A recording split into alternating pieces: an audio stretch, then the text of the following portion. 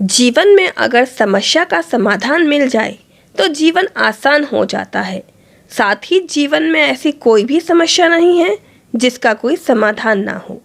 नमस्कार, मेरे चैनल रंजनार्थ हिंदी की दुनिया में आप सभी का एक बार फिर से स्वागत है। आज मैं आपके सामने वाक्य में पदों के क्रम के भाग 2 का वीडियो लेकर उपस्थित हूँ। इसके 3 नियमों को मैं पहले ही पदों के क्रम भाग 1 में समझा चुकी हूँ, जिसका लिंक डिस्क्रिप्शन बॉक्स में दिया हुआ है।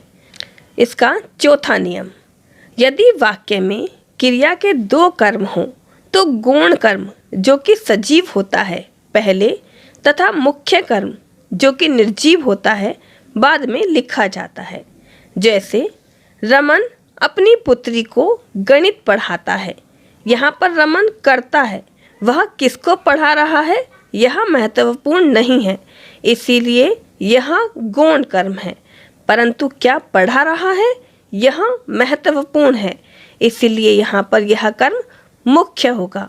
यही कारण है कि रमन अपनी पुत्री को, क्योंकि अपनी पुत्री गौण कर्म है इसीलिए पहले रखा है। गणित पढ़ाता है, गणित मुख्य कर्म है इसीलिए इसे गौण कर्म के बाद में रखा गया है। इसी प्रकार अध्यापिका बच्चों को व्याकरण पढ़ा रही है। यहाँ पर अध्यापिका किसे पढ़ा रही है यह महत्वपूर्ण ना होकर क्या पढ़ा रही है यह महत्वपूर्ण है। तो स्पष्ट हो जाता है कर्म किसके लिए किया जा रहा है यह महत्वपूर्ण ना होकर कर्म क्या किया जा रहा है यह महत्वपूर्ण होता है। तो वाक्य बनाते समय पहले कर्ता, फिर गौण कर्म तथा इसके पश्चात मुख्य कर्म तथा अंत में क्रिया आती है। गौण कर्म सजीव होता है और मुख्य कर्म निर्जीव होता है। 5वां नियम, यदि किसी वाक्य में 2 अधिकरण हों तो कालवाचक अधिकरण पहले तथा स्थानवाचक अधिकरण बाद में लिखा जाता है। क्रिया घटित होने के समय या स्थान को ही हम अधिकरण कहते हैं। अधिकरण की जो विभक्ति होती है वो होती है में, पर। इसका उदाहरण देखिए, हमें प्रातः बगीचे में घूमना चाहिए। इस वाक्य में प्रातः अधिकरण है जो कि समय को बता रहा है, इसीलिए इसे कालवाचक अधिकरण कहते हैं। बगीचा ये जो अधिकरण है ये स्थान के बारे में बता रहा है, इसीलिए इसे स्थानवाचक अधिकरण कहते हैं। तो हमें बगीचे में प्रातः घूमना चाहिए।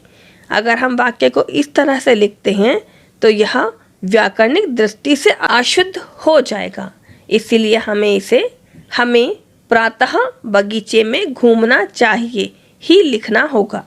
इसी तरह दरबारी दोपहर में महल में गए, यह इसका एक अच्छा उदाहरण है।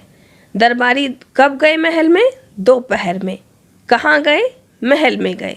तो स्पष्ट है कालवाचक अधिकरण पहले तथा स्थानवाचक अधिकरण बाद में लिखा जाता है। इसका 6वां नियम, कर्ता, कर्म और क्रिया के जो विस्तारक होते हैं इनसे पहले ही लिखा जाता है। यहाँ विस्तारक से जो तात्पर्य है वह है जो कर्ता के बारे में कोई बात बताई जाती है तो वह कर्ता का विस्तारक है। कर्म के बारे में अगर कोई बात बताई जा रही है तो वह कर्म का विस्तारक है, और जो बात क्रिया के बारे में कही जाती है वह क्रिया का विस्तारक कहलाती है। इसके लिए एक उदाहरण देखते हैं जो कि साधारण वाक्य है। बच्चा रोटी खा गया, यह एक साधारण वाक्य है। अब अगर हम यहाँ बोलें भूखा बच्चा गर्म रोटी जल्दी जल्दी खा गया, तो बच्चा कर्ता है और कर्ता का विस्तारक भूखा जो कि बच्चा से पहले आया है। कर्म रोटी है और रोटी का विस्तारक गर्म है, तो कर्म का विस्तारक हुआ गर्म जो कि रोटी से यानी कि कर्म से पहले आया है। इसी प्रकार खा गया क्रिया है, क्रिया का विस्तारक जल्दी जल्दी जो कि क्रिया से पहले आया है। तो स्पष्ट है कर्ता, कर्म और क्रिया के विस्तारक इनसे पहले लिखे जाते हैं।